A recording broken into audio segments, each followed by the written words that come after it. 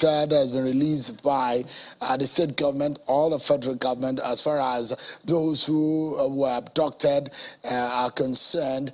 But let's take a look at that data that was released and the information released by the state government yesterday, telling us that about 8 people have been killed and to over 20 or so of them injured, and unspecified numbers are now unaccounted for, perhaps abducted in the hands of some of these terrorists, hoping that we'll get them as far as the military and the security agencies can.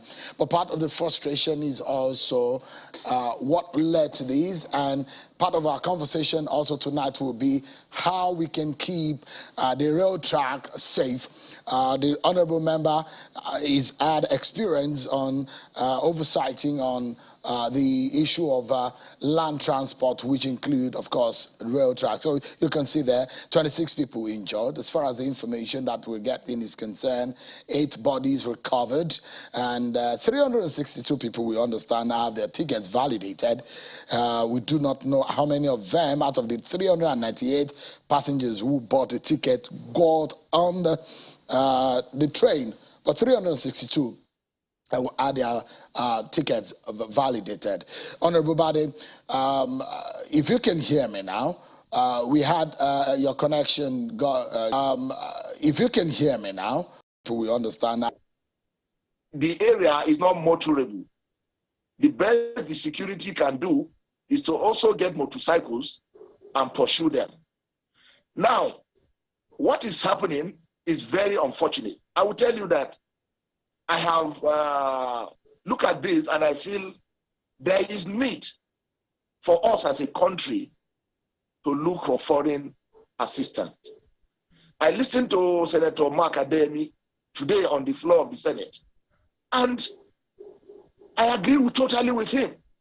There is nothing wrong in we inviting foreign or developed nations to come and help us. Absolutely nothing is wrong with that. And remember that what happened on the rail is just a minute incident compared to the military. The next moment, intelligence report is given to the military, and the next moment, the bandit has gotten that information. So until we to the security agencies, I will tell you, it's very unfortunate. We have incidences where a particular report, intelligence report is given to the military, and the next moment, the bandit has gotten that information. Process that will help in operations. So, because it's the elite that are now following the rail, you see the prominence it attracted. The vice president was in Kaduna. I expected that he should have visited the poor people in Giwa also to commiserate with them over what happened. But because they are the poor, nobody went there, and this is very unfortunate. And I have listened also to the Minister of Transport, where he expressed his frustration about the integrated security monitoring and surveillance system solution that was not installed. So we are aware that this incident is something that even we don't need a soothsayer to tell you that it was an incident waiting to happen. So why were precautions not taken? Who frustrated the Minister of Transport from having a device or the technology to study the rail and monitor whatever is happening there? Who stopped that? And who frustrated his effort in getting that kind of gadget installed on our rail? You see, as long as we continue to go this way, where people are not punished for their inability to perform their function, I think we are not close to any solution in terms of insecurity in this country. It's unfortunate it has happened. Honorable, but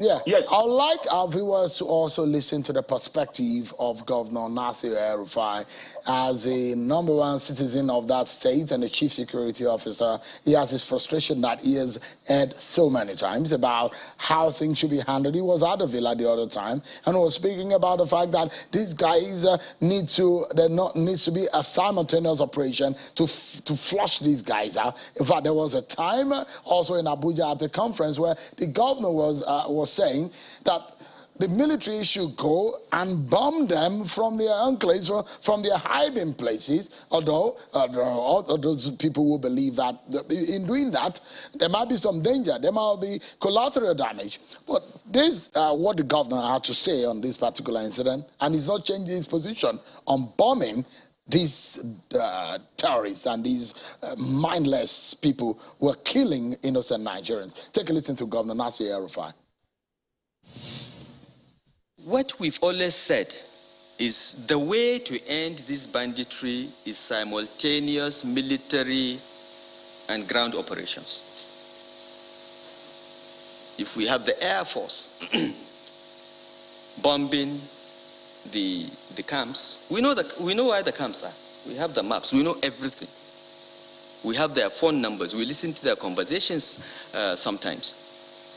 So, but it has to be done across the 5 states and Niger State at the same time. What we've been doing over the years is you go to Zamfara, you chase them out, they move to Sokoto. You go to Sokoto, you chase them out, they move to Kebbi. From Kebbi, they move to Katsina, Kaduna. And they move seamlessly because of the forest ranges. So what needs to be done is, at the same time, bomb the forests, bomb the camps, and have ground troops on the ground as a blocking force, consisting of the army, the police, the Air Force Special Forces, Navy Special Forces on the ground, and just wipe them out once and for all. Of course, that has risks because some of the camps may also contain innocent people that have been kidnapped. But this is war.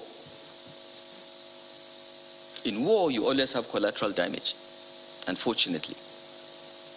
And if we continue piecemeal approach to this banditry, it will continue to grow because the amount of money these guys are making is so much that they will not stop. Now, Honorable, you heard engagement on a Thursday, and he was expressing his opinion on how he thinks that these operations can be tackled. What is your view on that? On how he thinks this can be handled? He feels these guys can be bombed out of their hiding places. Shehu, absolutely. That is a very, very good decision that should have been done. But the question here is this: are we just realizing that that's what needs to be done? And if that is what needs to be done, who is not taking action? Or is the military incapable of taking action on the suggestion by the governor? That is the question we should ask.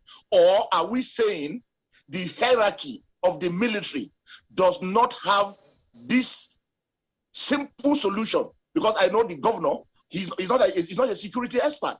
Do our generals need a Malam El-Rufai to tell them what to do? What's preventing them from doing that? Have they run out of ideas? It's very unfortunate and sad. Let me ask you, Honorable, you are closer to your people, yes, so you can tell us. Some of these people, what are you hearing about them? Are they locals? Are they foreigners? Do your people know them? They may have cited them when they came for this attack. Truly, most of them are foreigners. And they are very young, between the age of 18 to 25 or to 30, thereabout. Because I've interviewed a lot of my constituents who have seen these people on their motorbikes, and they are young people. Most of them are not Nigerian. And some of them, you see that they hide their faces. It means that there is connivance with the locals too. Now, because they are afraid of being recognized, they turban their face or they are hooded. So it's connivance. So, I mean, what then is the problem? There's that some of the locals are seeing them. And one of the fear of the security agencies is that they're not getting as much intelligence. And intelligence is simple. Information that can be processed that will help in operations. So, I mean, why is it difficult that your people, the local people, are not able to get information to security agencies? What is exactly is going on? Is there a disconnect between the people who are supposed to provide intelligence to the security agencies? I will tell you, it's very unfortunate. We have incidences where a particular report, intelligence report is given to the military, and the next moment, the bandit has gotten that information. So until we fish out the moles, even in the military, the confidence of the locals will continue to be eroded.